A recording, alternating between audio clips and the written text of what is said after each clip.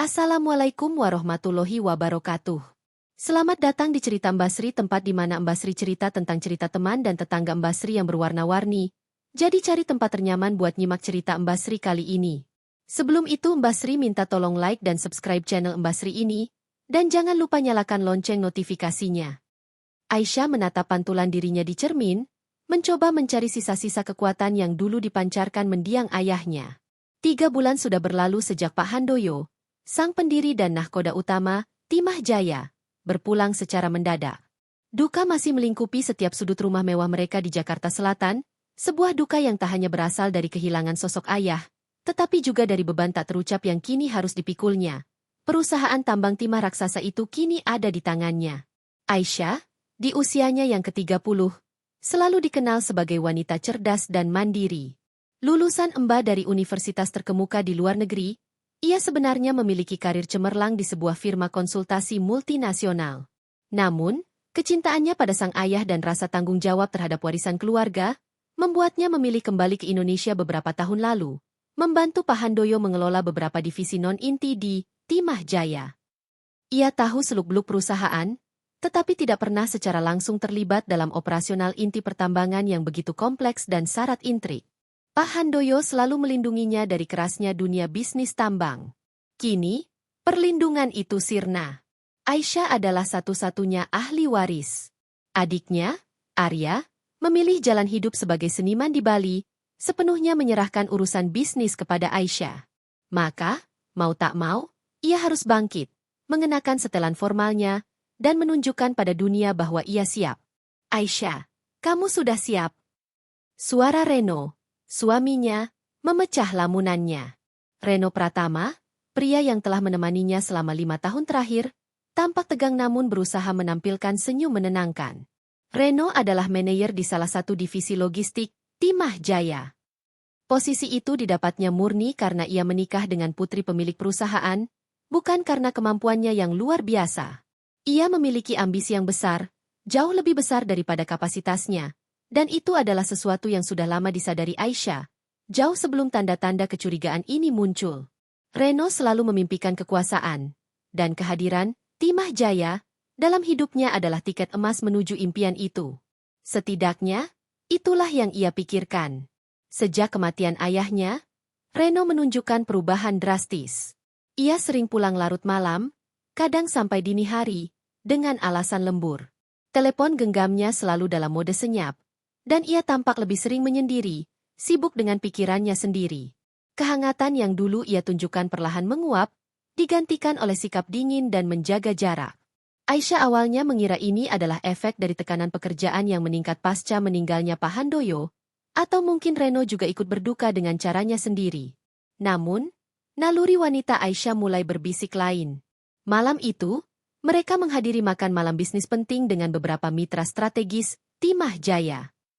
Selama makan malam, Reno sibuk dengan ponselnya, sesekali tersenyum simpul, yang bagi Aisyah terasa aneh dan tidak wajar dalam situasi formal seperti itu. Ia berusaha menanyakan siapa yang ia hubungi, tetapi Reno selalu mengelak dengan jawaban klise tentang urusan pekerjaan. Kamu kenapa, Ren? Dari tadi sibuk sekali dengan ponselmu. Aisyah mencoba bertanya dengan nada selembut mungkin, di tengah bisik-bisik percakapan di meja. Reno mengangkat kepala, ekspresinya sedikit terkejut. Oh, ini biasalah, pekerjaan. Banyak yang harus dikoordinasikan setelah kepergian Papa. Jawabnya, tetapi matanya tampak menghindar dari tatapan Aisyah. Ia menaruh ponselnya di saku jas. Namun hanya sesaat, tak lama kemudian ponsel itu kembali digenggamnya di bawah meja. Kecurigaan Aisyah semakin menguat. Bukan hanya soal ponsel, tetapi juga aroma parfum yang terkadang tercium dari baju Reno, aroma yang bukan miliknya, dan bukan pula aroma sabun mandi atau parfum yang biasa dipakai Reno. Ini adalah aroma manis dan segar, seperti bunga musim semi, yang sama sekali tidak cocok dengan karakteristik Reno. Beberapa hari kemudian, Aisyah memutuskan untuk mengunjungi kantor Reno di lantai 5, tanpa pemberitahuan. Ia ingin melihat bagaimana suaminya bekerja, dan mungkin mencari jawaban atas kejanggalan yang ia rasakan. Pintu ruangan Reno sedikit terbuka. Dari celah itu, ia melihat Reno tidak sendiri. Ada seorang wanita di sana, duduk di kursi di depan meja Reno, tertawa kecil. Wanita itu memiliki rambut sebahu, mengenakan blus sutra berwarna pastel. Aisyah tak asing dengan wajah itu. Itu Safira, seorang manajer proyek junior di divisi pengembangan bisnis, yang sering ia lihat di koridor kantor. Aisyah tertegun. Jantungnya berdegup kencang. Ia belum bisa mendengar apa yang mereka bicarakan, tetapi tawa Safira terdengar terlalu akrab, terlalu personal, untuk hubungan rekan kerja biasa. Mereka tampak terlalu dekat, terlalu nyaman. Aisyah menarik napas dalam, berusaha menenangkan diri. Ia tidak ingin membuat tuduhan tanpa dasar, tetapi apa yang dilihatnya barusan adalah potongan puzzle yang cukup besar. Ia mundur perlahan, sebelum Reno atau Safira menyadari kehadirannya. Aisyah kembali ke kantornya di lantai teratas, duduk di balik meja kerja ayahnya, yang kini menjadi miliknya. Ia menatap deretan foto Pak Handoyo yang terpampang di dinding. Senyum hangat ayahnya seolah bertanya, "Ada apa, Nak?" "Ayah, aku rasa ada yang tidak beres," bisiknya pada foto itu, matanya berkaca-kaca. Kecurigaan itu kini berubah menjadi firasat kuat. Firasat yang mengatakan bahwa rumahnya sedang tidak baik-baik saja, dan perusahaannya pun mungkin terancam dari dalam. Aisyah tahu, ia harus mencari tahu kebenarannya. Ia harus melindungi warisan ayahnya, dan ia harus melindungi dirinya sendiri. Pertarungan ini bukan hanya tentang cinta dan pengkhianatan, tetapi juga tentang kekuasaan dan kepemilikan. Dan ia tahu, ia harus siap menghadapi apapun yang akan terungkap. Hari pembacaan wasiat adalah hari yang seharusnya membawa kejelasan. Namun bagi Aisyah, ia justru terasa seperti gerbang menuju labirin yang lebih rumit. Seluruh keluarga inti hadir di ruang pertemuan kantor pengacara keluarga, Tuan Wijaya, seorang pria paruhbaya yang tenang dan selalu tampak bijaksana. Ada Aisyah, Reno, adiknya Arya yang sengaja datang dari Bali, serta bibinya, Dian, adik Pak Handoyo, dan suaminya. Suasana tegang menyelimuti ruangan, hanya dipecahkan oleh suara Tuan Wijaya yang membaca kalimat demi kalimat dari lembaran wasiat Pak Handoyo. Setiap kata yang keluar dari mulut Tuan Wijaya terasa seperti palu yang memukul telinga Reno. Ia duduk di samping Aisyah, mencoba menampakkan wajah berduka yang wajar, namun dalam hati ia dilanda gejolak. Selama ini, ia selalu membayangkan skenario yang berbeda. Setelah kepergian Pak Handoyo, ia berasumsi, kepemilikan Timah Jaya akan terbagi, atau setidaknya, ia sebagai menantu Pak Handoyo yang bekerja di perusahaan, akan mendapatkan posisi kunci, mungkin setingkat direktur operasional atau bahkan direktur utama. Reno telah membayangkan dirinya duduk di kursi pimpinan, mengambil keputusan-keputusan besar, dan merasakan kekuasaan yang ia dambakan. Ia bahkan sudah mulai menyusun rencana-rencana besar untuk perusahaan, yang ia diskusikan dengan Safira, menganggap Safira adalah partner strategisnya dalam merealisasikan ambisi itu. Maka dengan ini, saya, Handoyo Wijaya, menyatakan bahwa seluruh aset perusahaan, termasuk saham mayoritas dan kendali penuh atas PT Timah Jaya, saya wariskan sepenuhnya kepada putri kandung saya, Aisyah Putri Handoyo. Segala keputusan strategis dan operasional akan berada di bawah wewenangnya, efektif sejak tanggal surat wasiat ini dibacakan. Suara Tuan Wijaya bergema di ruangan. Dunia seolah berhenti berputar bagi Reno. Matanya terbelalak, rahangnya mengeras. Ia melirik Aisyah yang duduk di sebelahnya. Aisyah sendiri tampak terkejut, meskipun ia adalah satu-satunya ahli waris. Ia tahu ayahnya ingin ia mengambil alih. Tapi, seluruhnya dan kendali penuh adalah sesuatu yang di luar dugaannya. Ia kira akan ada pembagian atau setidaknya ada dewan direksi yang akan membatasi geraknya di awal. Ternyata tidak. Wasiat itu juga menyebutkan beberapa aset non-perusahaan, seperti rumah dan properti pribadi, yang juga diwariskan kepada Aisyah. Untuk Arya, Pak Handoyo meninggalkan sejumlah dana investasi dan beberapa koleksi seni pribadi yang sesuai dengan minat adiknya itu. Tidak ada satupun bagian, Timah Jaya, yang dialokasikan untuk Reno, bahkan dalam bentuk posisi atau saham kecil. Ini adalah penghinaan telak baginya. Ia merasa semua usahanya mendekati Pak Handoyo selama ini, semua sandiwara sebagai menantu yang baik, tak membuahkan hasil sama sekali. Setelah pembacaan wasiat selesai, Reno segera bangkit, mencari alasan untuk meninggalkan ruangan. Aku harus kembali ke kantor. Banyak pekerjaan yang menunggu. Katanya, suaranya terdengar tercekat. Aisyah menatap punggung suaminya dengan tatapan nanar. Ia bisa merasakan kekecewaan Reno, Namun ia juga tahu, kekecewaan itu didasari oleh ambisi yang salah tempat. Ia tahu Reno berharap lebih. Berharap bisa menjadi bos di perusahaannya sendiri. Tapi yang tak Reno tahu, perusahaan itu, Timah Jaya, sepenuhnya milik Aisyah. Beberapa hari setelah pembacaan wasiat, Aisyah langsung tancap gas. Ia tidak bisa lagi menunda. Dengan statusnya sebagai pemilik tunggal dan kendali penuh, Aisyah segera meminta laporan keuangan mendalam, struktur organisasi, dan semua data operasional perusahaan dalam 3 tahun terakhir. Ia ingin memahami seluk-beluk Timah Jaya secara menyeluruh, hingga ke akar-akarnya. Ia menghabiskan berjam-jam di kantor, didampingi oleh Pak Budi, Kepala Departemen Keuangan yang sudah lama mengabdi pada ayahnya, dan Mbak Sita, sekretaris pribadi ayahnya yang sangat loyal. Pak Budi, bisakah Anda jelaskan ini? Aisyah menunjuk beberapa angka yang tampak ganjil dalam laporan pengadaan barang divisi logistik, divisi yang dipimpin oleh Reno. Ada peningkatan biaya yang signifikan di sini, tapi tidak ada penambahan volume produksi yang sepadan. Pak Budi mengerutkan kening. Benar, Bu Aisyah. Saya juga sempat melihatnya. Tapi Pak Handoyo dulu hanya meminta kami untuk mencatat. Beliau mengatakan akan meninjaunya sendiri. Sayangnya, beliau keburu. Suara Pak Budi merendah. Mbak Sita menambahkan, "Ya, Bu Aisyah. Beberapa kali saya melihat Pak Reno sering bertemu dengan vendor-vendor baru yang tidak biasa digunakan perusahaan.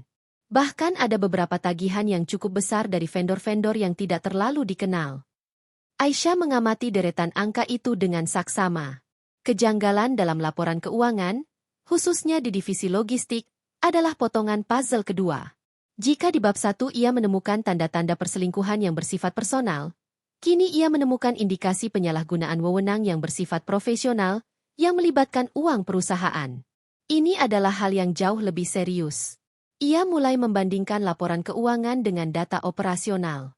Ia menemukan adanya markup harga pada beberapa item pengadaan, serta kontrak-kontrak baru dengan vendor yang tidak transparan, yang semuanya berada di bawah divisi logistik yang dipimpin Reno. Tidak ada bukti langsung yang menunjuk Reno sebagai pelakunya, tetapi semua jejak mengarah kepadanya. Malam harinya, di rumah, Reno seperti biasa, tenggelam dalam ponselnya. Aisyah mencoba mengajaknya bicara tentang perusahaan, tentang tantangan yang ada, tentang masa depannya sebagai pemimpin. "Ren, aku baru saja meninjau beberapa laporan keuangan. Ada beberapa hal yang menurutku perlu kita perbaiki, terutama di bagian pengadaan barang. Aku melihat ada beberapa anomali di divisi logistik." Aisyah memulai dengan hati-hati. Reno mengangkat kepala, tampak sedikit terkejut. "Anomali apa?" "Semuanya sudah sesuai prosedur, Aisyah. Aku sudah mengurusnya dengan baik," jawabnya, nadanya terdengar defensif. "Bukan berarti tidak baik, hanya saja ada beberapa hal yang perlu dioptimalkan. Misalnya, kenapa kita bekerja sama dengan vendor X? Biayanya cukup tinggi dibandingkan vendor lama kita, padahal kualitasnya sama saja." Aisyah mencoba memancing. Reno menghela napas, terlihat tidak nyaman. "Vendor X itu menawarkan teknologi yang lebih baru. Aisyah, kamu tidak mengerti soal teknis pertambangan. Aku sudah pikirkan semuanya," ia berkata dengan nada meremehkan. Aisyah tahu ia tidak mengerti detail teknis pertambangan, tetapi ia mengerti angka dan strategi bisnis. Ia mengerti bahwa keuntungan perusahaan adalah yang utama. "Tapi, Ren, peningkatan biayanya signifikan sekali. Kita bisa menghemat banyak jika mencari vendor lain." Reno hanya mendengus, kembali menunduk melihat ponselnya. "Sudahlah, Aisyah. Urusan teknis biar aku yang tangani. Kamu fokus saja pada hal-hal manajerial umum. Itu sudah cukup." Sikap Reno semakin memperkuat dugaan Aisyah. Ada yang ia sembunyikan. Sikap defensifnya, penolakannya untuk membahas detail keuangan, semuanya menunjukkan bahwa ia terlibat dalam kejanggalan itu. Ditambah lagi, ekspresi Reno saat wasiat dibacakan, serta pertemuannya dengan Safira, semakin menjelaskan benang merah masalah ini.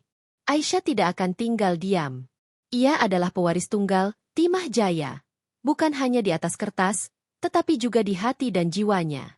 Ia akan melindungi warisan ayahnya dari tangan-tangan yang tidak bertanggung jawab, termasuk jika tangan itu adalah tangan suaminya sendiri. Kecurigaan ibarat benih.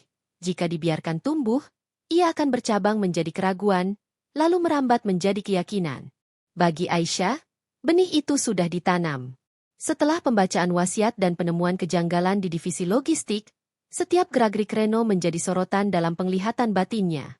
Ia tidak lagi melihat suaminya sebagai sosok yang dapat ia percayai sepenuhnya, melainkan sebagai sebuah teka-teki yang harus ia pecahkan. Aisyah tahu, ia tidak bisa langsung menuduh tanpa bukti. Ia butuh lebih dari sekadar firasat dan dugaan. Penyelidikan Aisyah dimulai secara diam-diam, tanpa Reno menyadari sedikit pun. Ia mulai memperhatikan kebiasaan Reno, pola teleponnya, bahkan detail kecil seperti bau parfum yang menempel di bajunya. Bau itu, manis dan segar seperti bunga musim semi, semakin sering tercium. Itu bukan parfum Aisyah, apalagi parfum Reno. Bau itu milik orang lain. Suatu sore, saat Reno pergi untuk rapat mendadak, Aisyah mengambil ponsel Reno yang tergeletak di meja samping tempat tidur. Jantungnya berdebar kencang. Ia merasa bersalah, melanggar privasi suaminya, tetapi nalurinya mengatakan ini penting. Ponsel itu terkunci. Ia mencoba beberapa kombinasi tanggal lahir, tanggal pernikahan, hingga akhirnya mencoba tanggal lahir Reno sendiri. Berhasil. Aisyah membuka aplikasi pesan. Ia tidak menemukan obrolan yang mencurigakan di WhatsApp atau lain. Reno cukup cerdik untuk menghapus jejak digitalnya. Namun, ia melihat ada aplikasi pesan lain, sebuah aplikasi yang kurang populer di Indonesia, tetapi cukup umum di kalangan pebisnis untuk komunikasi yang lebih aman. Nama aplikasinya tidak langsung menunjukkan fungsinya, hanya sebuah ikon abstrak. Dengan tangan gemetar, Aisyah membuka aplikasi itu. Dan di sanalah ia menemukan semuanya. Obrolan intens dengan kontak bernama Esvira. Emoji hati yang bertebaran, kalimat-kalimat mesra, rencana pertemuan rahasia, bahkan foto-foto. Foto-foto Reno yang tersenyum riang, foto-foto Safira yang berpose manja, dan beberapa foto mereka berdua, selfie yang diambil dari jarak dekat, memperlihatkan keintiman yang tak terbantahkan. Aisyah merasa dunia runtuh. Pernikahan yang ia kira dibangun atas dasar cinta dan kepercayaan, ternyata hanyalah sebuah ilusi. Nafasnya tercekat, air mata mulai mengalir deras, namun ia segera menghapusnya. Bukan saatnya untuk larut dalam kesedihan. Ini adalah pengkhianatan ganda, hati dan juga perusahaan. Salah satu pesan yang paling menarik perhatiannya adalah percakapan Reno dan Safira tentang masa depan mereka di perusahaan. Reno, jangan khawatir, sayang. Sebentar lagi, semua akan ada di genggamanku. Tinggal menunggu waktu yang tepat. Esvira, aku tidak sabar, Hani. Kita akan jadi pasangan paling berkuasa di Timah Jaya. Aisyah tidak akan bisa berbuat apa-apa. Reno, tentu saja. Dia terlalu naif. Dia tidak tahu apa yang aku rencanakan. Aisyah membaca itu berulang kali. Aisyah tidak akan bisa berbuat apa-apa. Dia terlalu naif. Sebuah senyum pahit terukir di bibirnya. Mereka meremehkannya. Mereka mengira ia buta, bodoh, dan tidak berdaya. Mereka mengira perusahaan itu akan jatuh ke tangan Reno. Dan Safira, wanita itu, menganggap Reno adalah calon suaminya, pemilik sah Timah Jaya. Itulah mengapa ia begitu berani dan percaya diri. Keesokan harinya, Aisyah datang ke kantor dengan wajah datar, seolah tidak terjadi apa-apa. Namun, di dalam hatinya, sebuah rencana mulai terbentuk. Ia memutuskan untuk menguji sejauh mana Safira terlibat dan seberapa besar ilusi yang mereka ciptakan. Saat jam makan siang, Aisyah sengaja berjalan melewati area kantin karyawan. Ia melihat Safira sedang duduk sendirian, sibuk dengan ponselnya. Aisyah mendekat. Safira, kan? Aisyah bertanya, mencoba bersikap ramah. Safira mendongak, ekspresinya sedikit terkejut melihat Aisyah, namun segera berubah menjadi senyum ramah yang dibuat-buat. Oh, Bu Aisyah. Ya, benar. Ada apa, Bu? Tidak ada. Hanya kebetulan lewat. Kamu sendirian? Aisyah duduk di kursi kosong di seberang Safira. Iya, Bu. Teman-teman lagi ada proyek di luar. Jawab Safira, terlihat sedikit gelisah. Aisyah mengangguk. Aku dengar dari Reno. Kamu sangat berbakat ya? Reno sering memujimu. Aisyah sengaja menyebut nama Reno, untuk melihat reaksi Safira. Pipi Safira merona tipis. Ah, Reno. Pak Reno terlalu berlebihan, Bu. Saya hanya berusaha melakukan yang terbaik. Ada nada bangga yang samar dalam suaranya. Memang, Reno itu punya ambisi besar. Dia selalu bilang ingin membawa Timah Jaya ke tingkat yang lebih tinggi. Aisyah memancing. Safira tersenyum simpul. Matanya berbinar. Iya, Bu. Saya yakin Pak Reno bisa. Dengan visi dan kepemimpinannya, saya rasa Timah Jaya akan jadi raksasa di Asia. Aisyah menahan napas. Visi dan kepemimpinan Reno? Safira benar-benar mengira Reno adalah orang yang akan memimpin perusahaan. Bahkan mungkin sudah menganggapnya sebagai pemilik masa depan. Itu adalah kunci.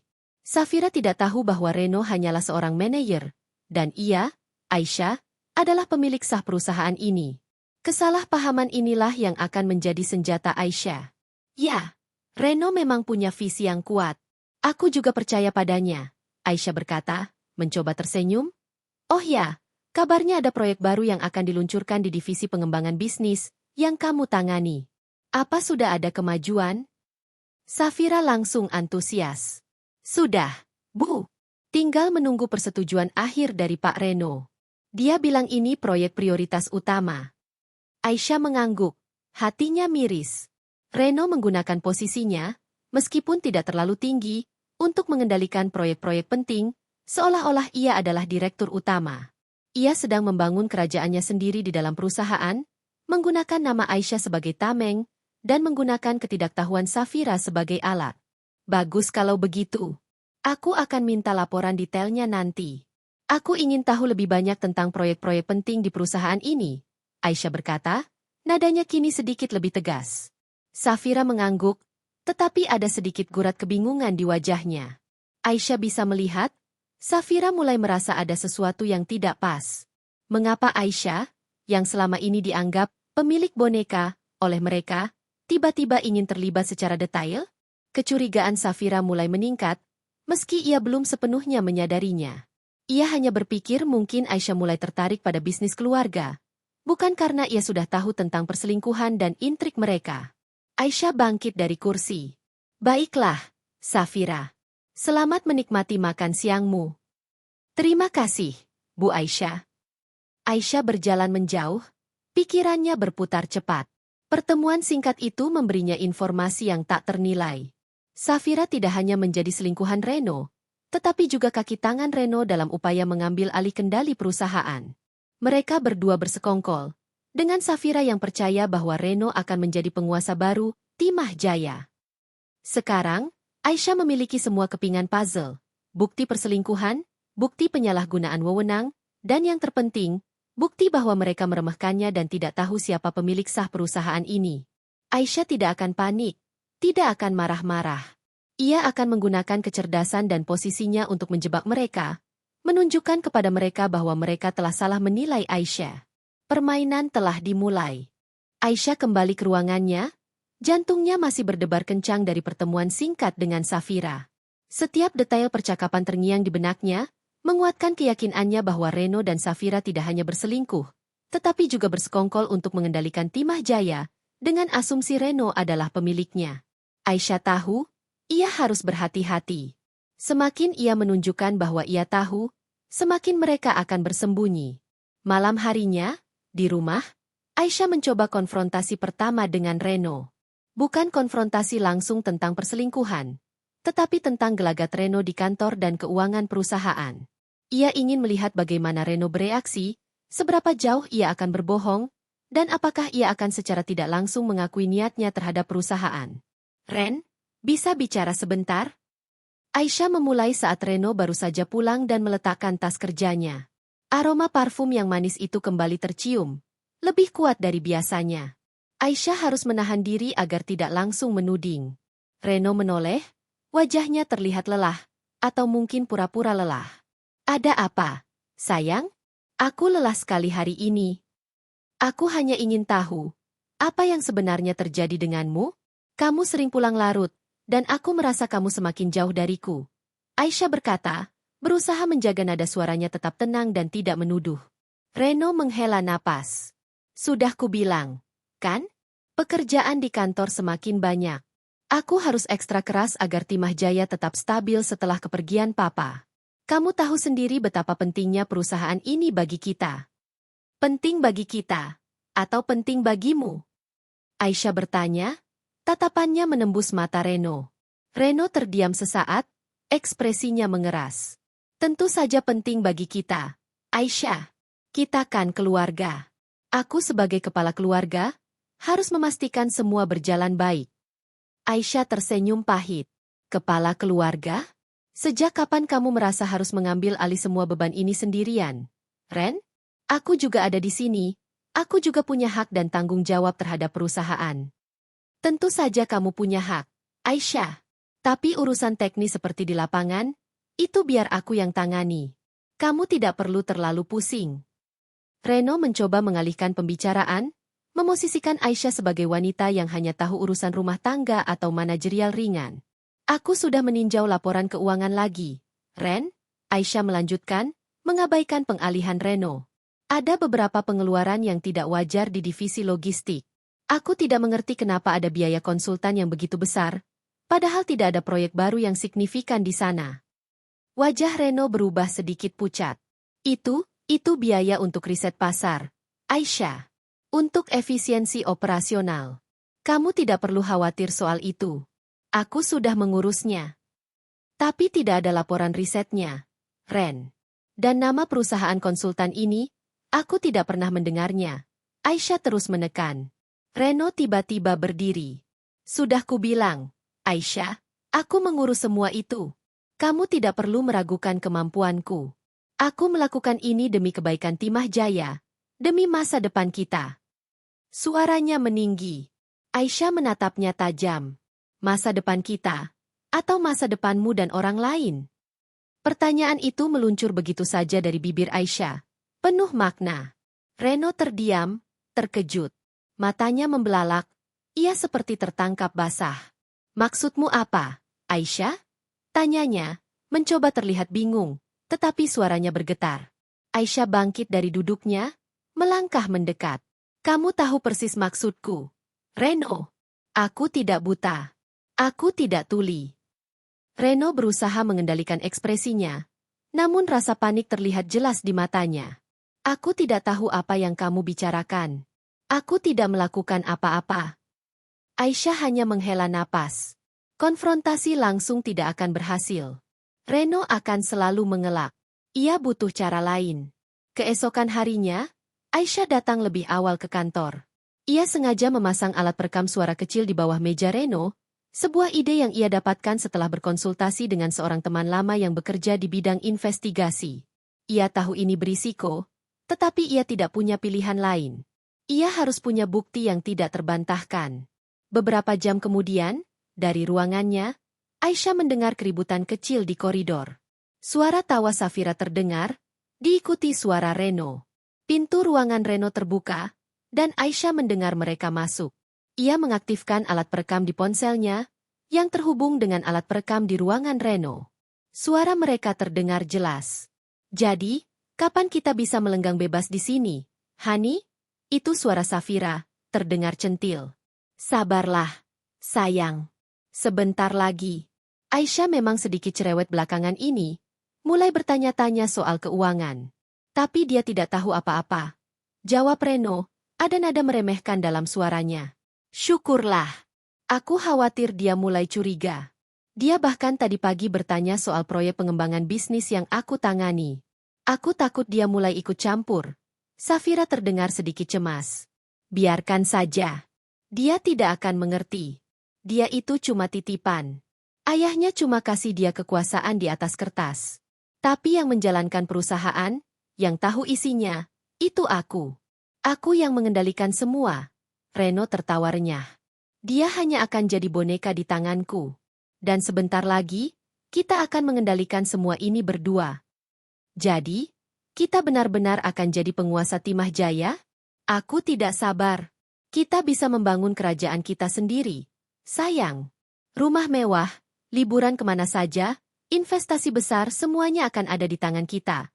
Safira terdengar sangat bersemangat. Tentu saja. Dan Aisyah?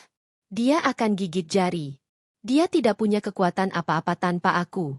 Dia hanya akan jadi mantan istri yang malang. Reno menyeringai. Aisyah menahan napas. Ia mendengar setiap kata. Titipan, kekuasaan di atas kertas, boneka, mengendalikan semua, mantan istri yang malang. Kalimat-kalimat itu bagai pisau yang menusuk jantungnya, tetapi juga membakar semangatnya. Mereka memang tidak tahu apa-apa. Mereka benar-benar mengira Reno adalah otak di balik Timah Jaya, dan Aisyah hanyalah boneka yang tak tahu apa-apa. Rekaman itu adalah bukti tak terbantahkan. Tidak hanya perselingkuhan, tetapi juga niat mereka untuk merebut kendali perusahaan. Safira jelas menganggap Reno sebagai calon penguasa, perusahaan, dan bersekongkol dengannya untuk tujuan itu. Mereka bahkan sudah membayangkan masa depan yang mewah bersama, di atas reruntuhan pernikahan Aisyah dan warisan ayahnya. Aisyah mematikan perekam. Wajahnya mengeras. Tidak ada lagi air mata, tidak ada lagi keraguan. Hanya ada tekad membara. Ia tidak akan membiarkan Reno dan Safira menginjak-injak warisan ayahnya, apalagi masa depannya. Mereka telah salah menilai siapa Aisyah Putri Handoyo. Dan ia akan menunjukkan kepada mereka kesalahan fatal itu. Rencana Aisyah kini lebih jelas. Ia tidak akan meledak-ledak. Ia akan memainkan peran mereka yang naif ini, membiarkan mereka semakin terbuai dalam ilusi kekuasaan. Lalu, pada saat yang tepat, ia akan menghantam mereka dengan kebenaran yang tak terbantahkan di hadapan semua orang. Perusahaan ini adalah miliknya, dan ia akan mempertahankannya. Malam setelah Aisyah mendapatkan rekaman percakapan Reno dan Safira, ia tidak bisa tidur. Bukan karena amarah yang membara, melainkan karena gejolak pikiran yang merancang strategi. Wasiat ayahnya, yang secara gamblang menyatakan Aisyah sebagai pewaris tunggal, Timah Jaya, dengan kendali penuh, adalah senjata utamanya. Namun, ia tidak bisa serta-merta menggunakannya. Reno dan Safira sudah terlanjur merasa di atas angin, membangun ilusi kekuasaan mereka sendiri. Jika Aisyah langsung membongkar semuanya, mereka mungkin akan panik dan berusaha menghancurkan bukti-bukti yang ada, atau bahkan menyebabkan kekacauan di perusahaan. Aisyah tahu, ia harus memainkan peran yang lebih besar dari sekadar istri naif yang mereka kira. Ia harus membuktikan kepada seluruh jajaran direksi, karyawan, bahkan para mitra bisnis, bahwa ia adalah pemilik sah dan pemimpin yang kompeten. Bukan hanya titipan, seperti yang Reno katakan. Langkah pertama adalah mengambil alih kendali penuh yang tertulis di wasiat, tidak hanya di atas kertas, tetapi juga dalam praktik sehari-hari. Pagi itu, Aisyah memasuki kantor Pak Budi, Kepala Departemen Keuangan, dengan wajah serius. Pak Budi, saya ingin Anda menyiapkan rapat dengan seluruh kepala divisi dan manajer senior untuk besok pagi. Perintah Aisyah, suaranya tenang namun penuh otoritas. Saya akan mengumumkan beberapa perubahan penting. Pak Budi menatapnya dengan sedikit terkejut. Perubahan penting, Bu Aisyah? Ya. Mulai besok, saya akan mengambil alih kepemimpinan perusahaan secara aktif. Saya ingin meninjau ulang semua kontrak, terutama yang berkaitan dengan pengadaan barang dan jasa. Saya juga ingin seluruh laporan keuangan bulanan diberikan langsung kepada saya, bukan hanya ke divisi masing-masing. Pak Budi mengangguk, senyum tipis terukir di bibirnya. Ia adalah orang lama di Timah Jaya, sangat loyal pada mendiang Pak Handoyo, dan ia tahu betul bagaimana Reno selama ini mencoba menguasai perusahaan secara perlahan. Keberanian Aisyah adalah angin segar baginya. Tentu, Bu Aisyah. Saya akan siapkan semuanya. Pengumuman Aisyah di rapat keesokan harinya mengejutkan banyak pihak, termasuk Reno. Aisyah dengan tegas menyatakan statusnya sebagai direktur utama yang baru, merujuk pada wasiat ayahnya. Ia memaparkan visi singkatnya untuk masa depan perusahaan, menekankan efisiensi, transparansi, dan inovasi. Matanya sesekali melirik Reno yang duduk di antara para manajer. Reno tampak berusaha keras menyembunyikan keterkejutannya, tetapi ada guratan kecemasan yang samar di wajahnya. Safira, yang juga hadir di rapat sebagai manajer proyek junior, tampak lebih gelisah. Ia terus melirik Reno, seolah mencari konfirmasi atau instruksi. Setelah rapat, Aisyah segera memulai restrukturisasi kecil. Ia membentuk tim audit internal independen, meminta mereka untuk secara diam-diam meninjau kembali semua transaksi besar dalam 1 tahun terakhir, terutama di divisi logistik. Ia juga mulai mengadakan pertemuan pribadi dengan setiap kepala divisi, mendengarkan masalah dan tantangan yang mereka hadapi, menunjukkan bahwa ia benar-benar ingin memahami operasional perusahaan. Langkah-langkah ini, meskipun terlihat seperti tindakan manajerial biasa, sebenarnya adalah cara Aisyah untuk mengidentifikasi potensi kebocoran dan penyalahgunaan wewenang yang mungkin dilakukan Reno. Kecurigaan Safira terhadap Aisyah memang meningkat.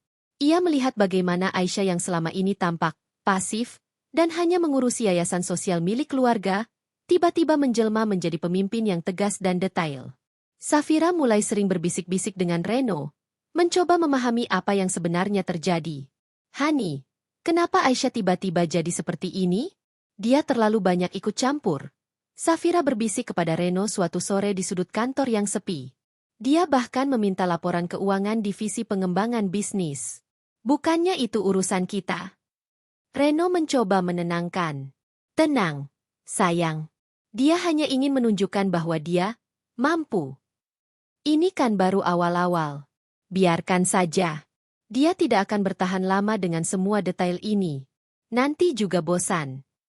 Reno masih meremehkan kemampuan Aisyah, yakin bahwa Aisyah tidak akan sanggup mengurus perusahaan sebesar Timah Jaya sendirian. Ia menganggap ini hanyalah masa transisi sebelum ia bisa mengambil alih kendali sepenuhnya.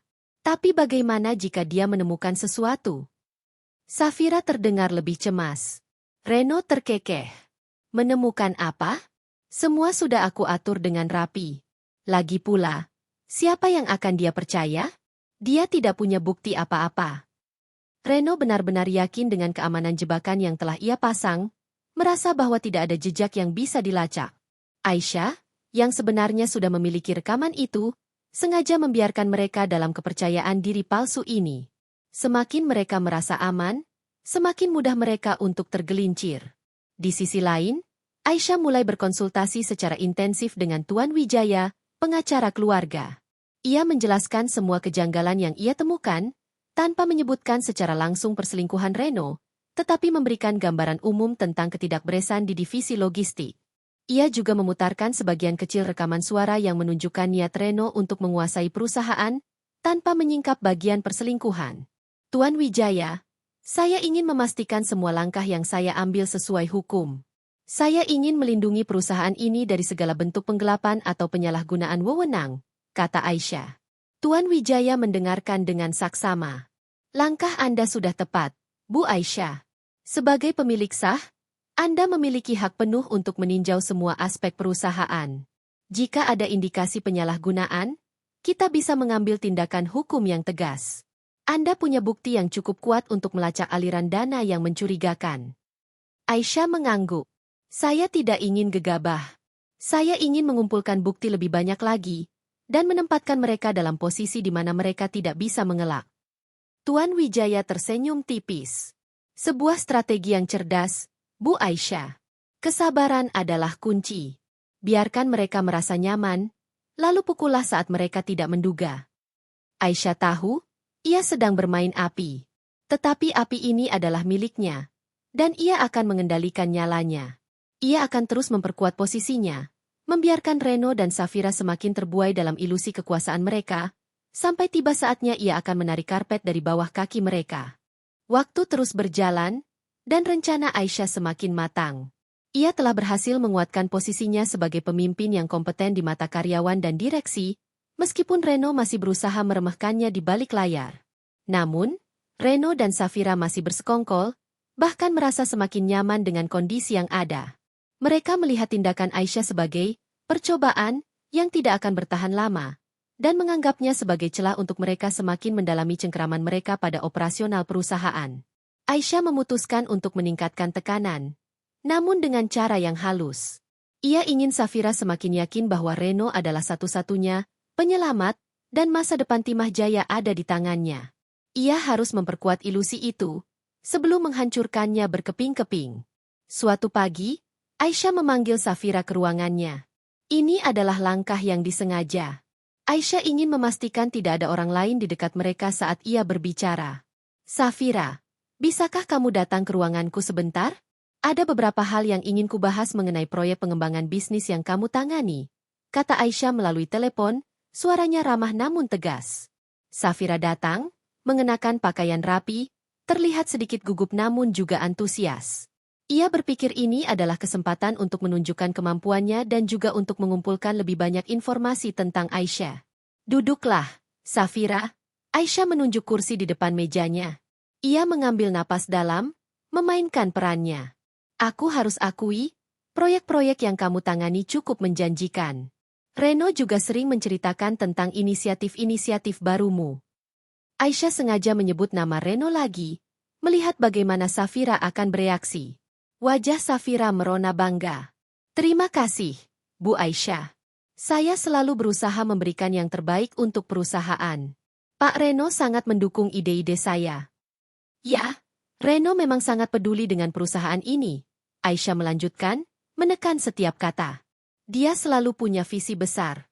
Sejak ayah saya meninggal, dia adalah orang yang paling saya andalkan untuk menjaga stabilitas Timah Jaya. Dia sangat berambisi, dan saya tahu, dia pasti ingin sekali melihat perusahaan ini semakin besar di bawah kepemimpinannya. Mata Safira berbinar-binar. Tentu saja, Bu. Pak Reno punya kapasitas itu. Dia adalah tulang punggung perusahaan ini. Safira benar-benar terbuai. Aisyah bisa melihat kilatan di matanya yang mengatakan, ini dia, ini pengakuan dari sang istri sah bahwa Reno adalah pemimpin sebenarnya. Aisyah mengangguk setuju, seolah-olah ia mengakui keunggulan Reno. Ya, dan saya bersyukur memiliki dia. Saya tahu, tanpa dukungannya, saya tidak akan bisa mengelola semua ini sendiri. Ini perusahaan besar, Safira. Tanggung jawabnya sangat berat. Saya butuh orang-orang yang benar-benar bisa saya percaya untuk membantu saya mengelolanya. Safira tersenyum lebar. Ia merasa Aisyah sedang memvalidasi posisinya dan posisi Reno. Ia menganggap ini sebagai sinyal bahwa Aisyah akan segera menyerahkan kendali kepada Reno secara tidak langsung, dan dirinya akan menjadi orang penting di samping Reno. Saya dan Pak Reno akan selalu siap membantu, Bu Aisyah. Safira berkata penuh semangat. Kami memiliki visi yang sama untuk masa depan Timah Jaya. Saya tahu itu. Dan itulah yang membuat saya merasa lebih tenang. Aisyah membalas, senyum tipis terukir di bibirnya. Sebuah senyum yang penuh makna. Ia terus memberikan umpan. Reno sering berbicara tentang masa depan, tentang bagaimana ia ingin mengubah Timah Jaya menjadi perusahaan yang lebih modern, lebih efisien. Dia bahkan punya ide-ide besar untuk ekspansi ke luar negeri. Safira mengangguk antusias. Ya, Bu. Kami sudah membahasnya secara detail. Rencananya sudah matang, tinggal menunggu waktu yang tepat untuk eksekusi. Waktu yang tepat? Aisyah bertanya, mengangkat alis, seolah penasaran. Iya, Bu. Pak Reno bilang kita harus menunggu sampai semua orang yakin bahwa dia adalah orang yang tepat untuk memimpin perusahaan ini. Sampai semua orang melihat visi besarnya. Jelas Safira, tanpa sadar mengungkapkan lebih banyak dari yang seharusnya. Ia yakin bahwa Reno sedang memanipulasi situasi agar ia bisa sepenuhnya mengambil alih tanpa perlawanan. Aisyah mengangguk, seolah memahami. Ia membiarkan Safira merasa bahwa ia sudah memenangkan permainan. Saya mengerti. Baiklah, saya harap rencana kalian berjalan lancar. Saya sangat mengandalkan Reno dan orang-orang sepertimu untuk mewujudkannya. Safira tersenyum lebar. Ia merasa ini adalah kemenangan. Aisyah seolah-olah telah menyerah secara implisit, mengakui bahwa kendali akan segera beralih ke tangan Reno. Terima kasih banyak, Bu Aisyah. Kami tidak akan mengecewakan Anda, kata Safira, nadanya penuh percaya diri. Saya yakin itu, Aisyah membalas, mengakhiri pertemuan. Kalau begitu, kamu boleh kembali bekerja. Setelah Safira keluar dari ruangan, Aisyah bersandar di kursinya, menghela napas panjang. Rekaman percakapan di ponselnya telah diperkuat oleh pengakuan tak langsung Safira. Safira benar-benar mengira Reno adalah figur kunci, bahkan calon pemilik, yang sedang menunggu saat yang tepat untuk mengambil alih. Dan Aisyah telah memperkuat ilusi itu. Mereka tidak tahu bahwa waktu yang tepat yang dimaksud Reno untuk mengambil alih adalah waktu yang tepat bagi Aisyah untuk menjatuhkan mereka. Aisyah tersenyum. Rencananya berjalan sesuai dugaan. Reno dan Safira semakin terbuai. Mereka semakin berani dalam tindakan mereka, merasa tidak akan ada yang bisa menghentikan mereka. Itulah yang Aisyah inginkan. Semakin tinggi mereka terbang dengan sayap ilusi, semakin keras pula mereka akan jatuh. Aisyah siap untuk babak selanjutnya. Ia hanya perlu menunggu momen yang paling tepat, di mana semua mata akan tertuju pada mereka, dan kebenaran akan terungkap tanpa bisa terbantahkan.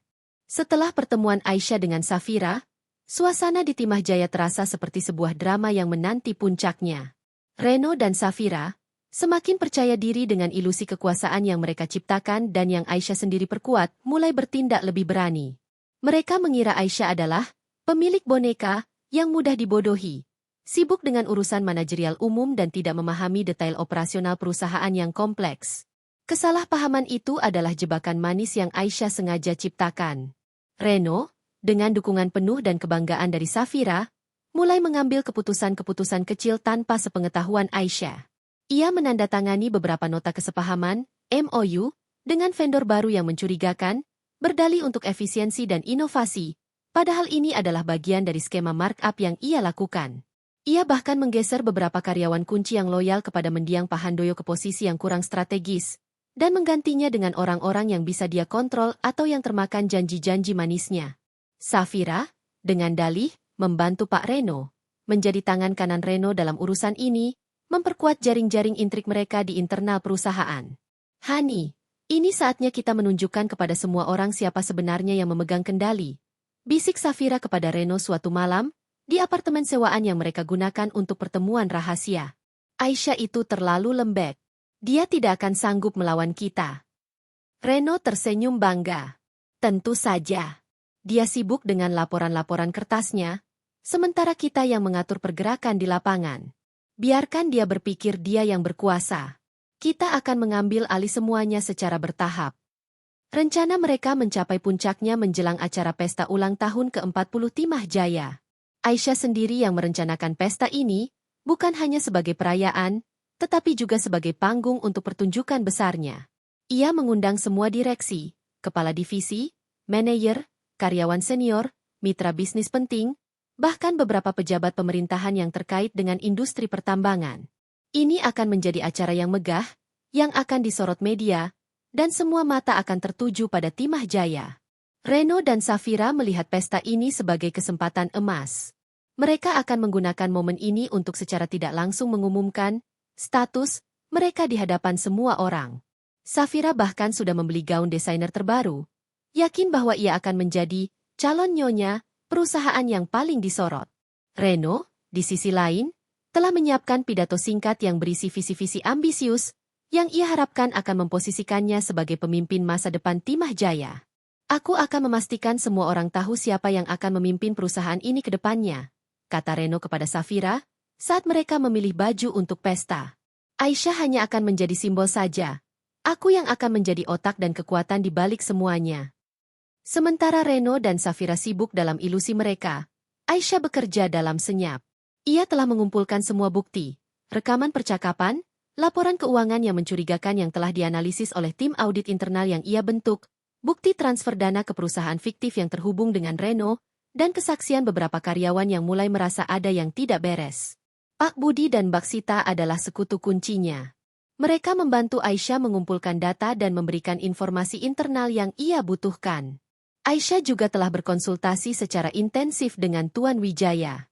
Mereka merancang strategi pengungkapan yang matang, memastikan bahwa segala tindakan hukum akan segera menyusul setelah pengumuman publik. Tuan Wijaya menyarankan agar Aisyah melakukan pengungkapan itu sendiri, di hadapan semua orang, dengan cara yang tenang namun tegas, agar efeknya maksimal. Malam pesta tiba. Aula besar hotel mewah yang disewa oleh Timah Jaya dipenuhi gemerlap cahaya dan tawa riang. Para tamu memenuhi ruangan, menikmati hidangan lezat dan musik orkestra. Reno dan Safira menjadi pusat perhatian di lingkaran mereka sendiri. Safira, mengenakan gaun merah menyala, tampak begitu percaya diri. Ia sibuk berinteraksi dengan para manajer dan mitra bisnis, memperkenalkan dirinya dengan senyum lebar.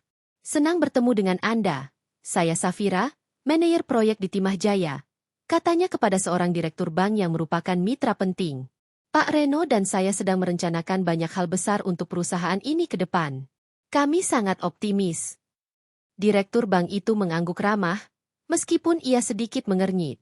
Ia tahu Aisyah adalah pemiliknya, Tapi Safira terdengar seolah Reno adalah pengambil keputusan utama.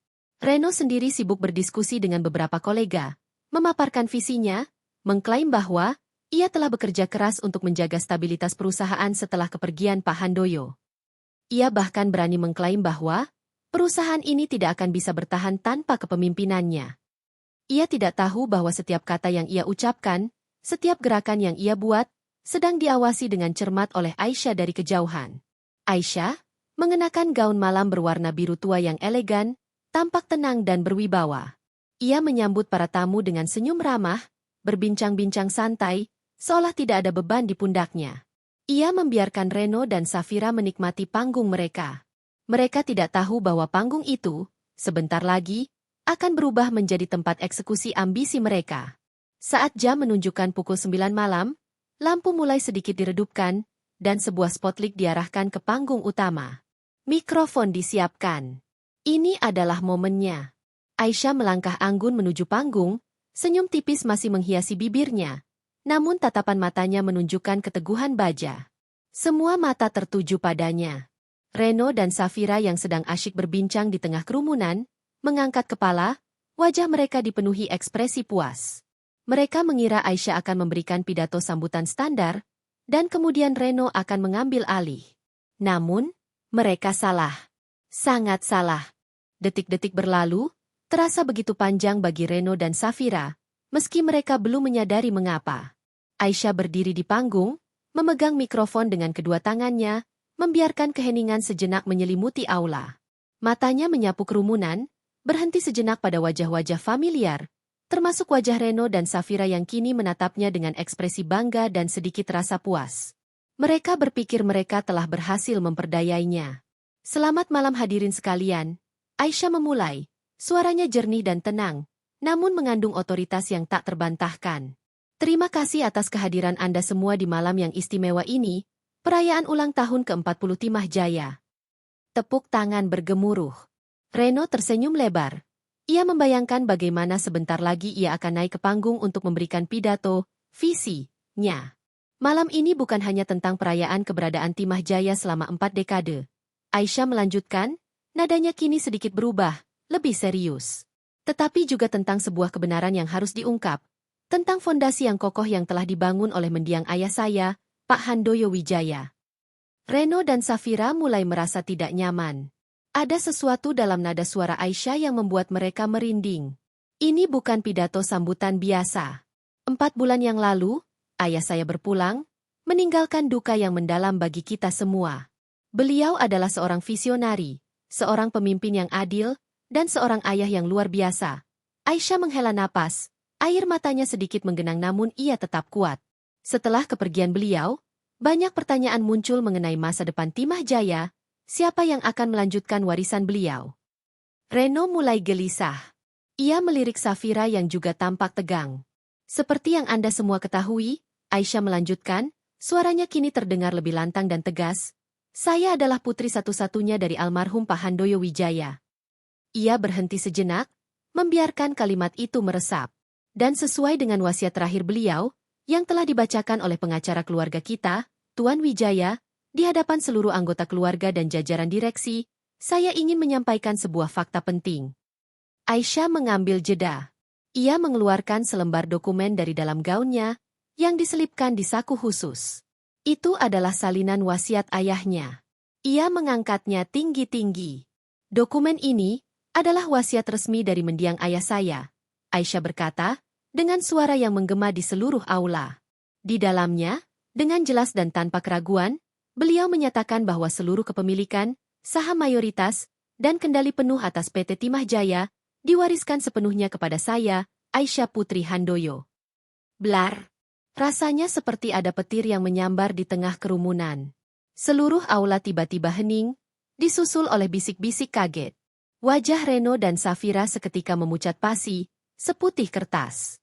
Senyum mereka lenyap, digantikan oleh ekspresi syok, ketidakpercayaan, dan ketakutan yang kentara. Reno menatap Aisyah dengan mata terbelalak, seolah tidak percaya dengan apa yang baru saja ia dengar.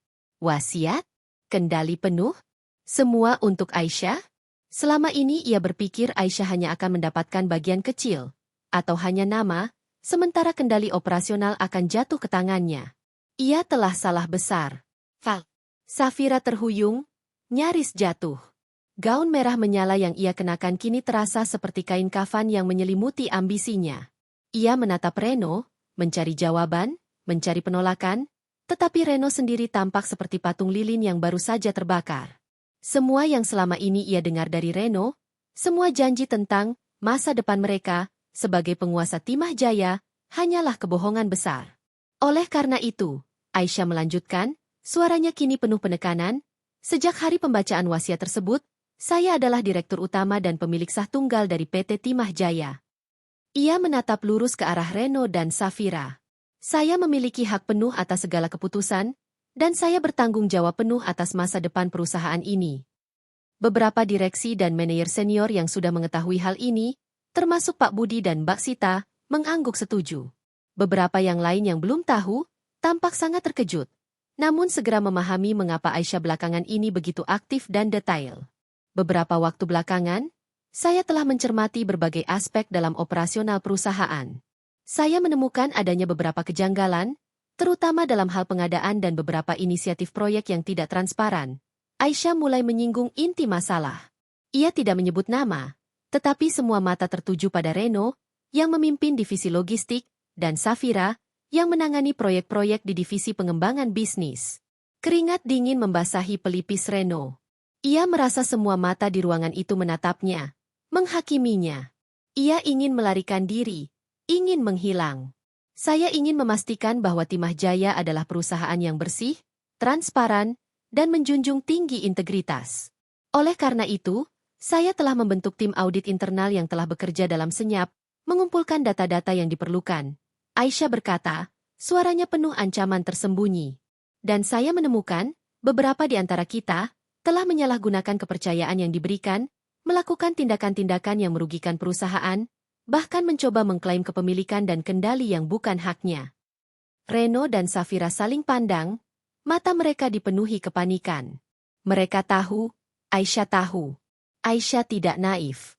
Aisyah tidak bodoh. Aisyah tahu segalanya. Saya memiliki semua bukti yang diperlukan. Bukti-bukti yang tidak terbantahkan. Aisyah menambahkan, dan seolah ingin memberikan pukulan terakhir, ia mengeluarkan ponselnya, mengangkatnya tinggi-tinggi. Termasuk rekaman-rekaman percakapan yang menunjukkan niat buruk untuk mengambil alih perusahaan ini, dan merencanakan pengkhianatan. Detak jantung Safira dan Reno serasa berhenti. Rekaman? Percakapan mereka? Mereka tidak tahu kapan Aisyah merekamnya. Tubuh Safira bergetar, ia merasa sangat malu dan marah. Malu karena ketahuan, dan marah pada Reno yang telah menjanjikan segalanya tetapi kini terbukti menjadi pembohong besar. Ia telah diolok-olok, dipermainkan, dan kini terpermalukan di hadapan ratusan orang. Saya tidak akan membiarkan warisan ayah saya, dan masa depan perusahaan ini, jatuh ke tangan orang-orang yang tidak bertanggung jawab. Aisyah menegaskan, suaranya menggelegar.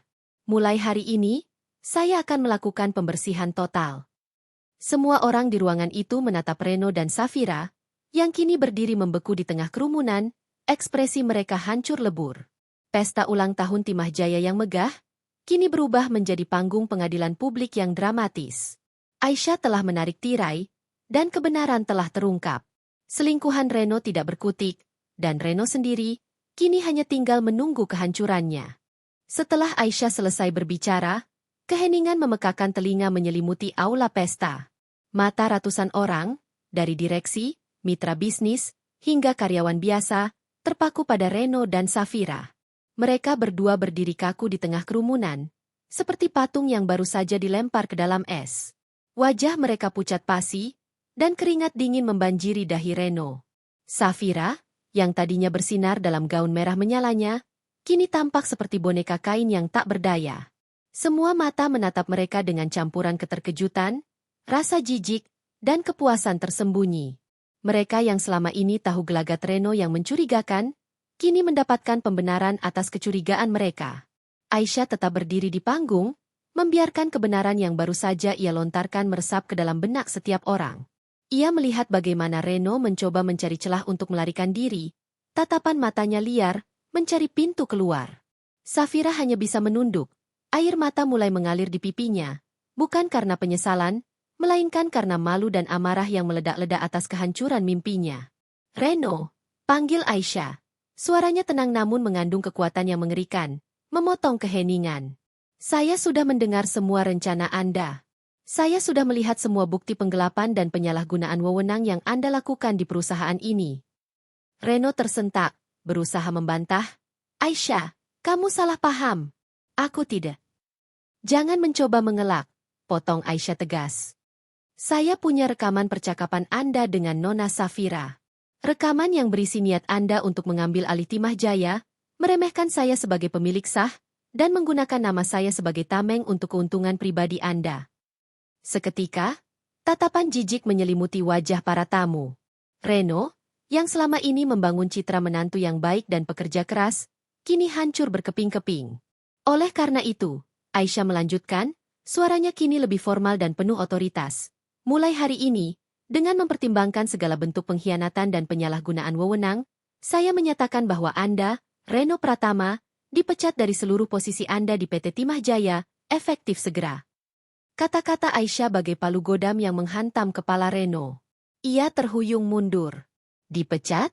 Aisyah, kamu tidak bisa melakukan ini padaku.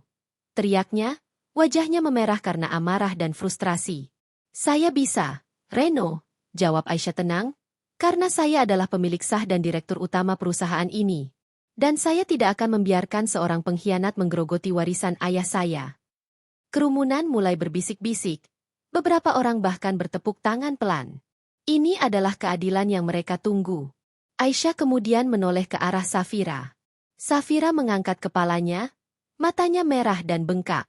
Untuk Nona Safira, Aisyah berkata, nada suaranya sedikit lebih lunak, namun masih tegas.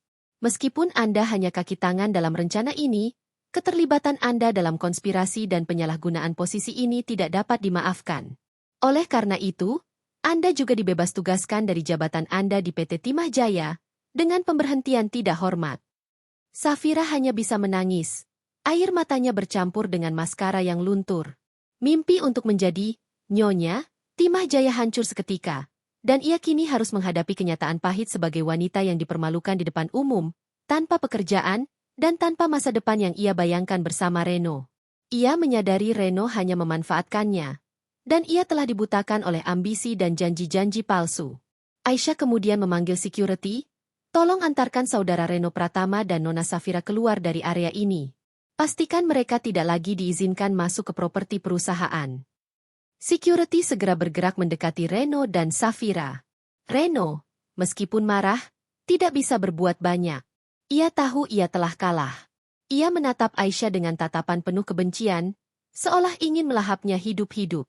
Safira menolak dipegang security, ia berlari keluar dari aula dengan terisak-isak, mencari jalan keluar dari pandangan yang menghakiminya.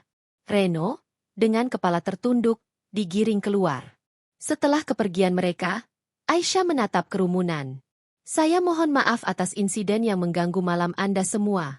Namun, saya percaya, transparansi dan integritas adalah fondasi utama bagi sebuah perusahaan yang sehat.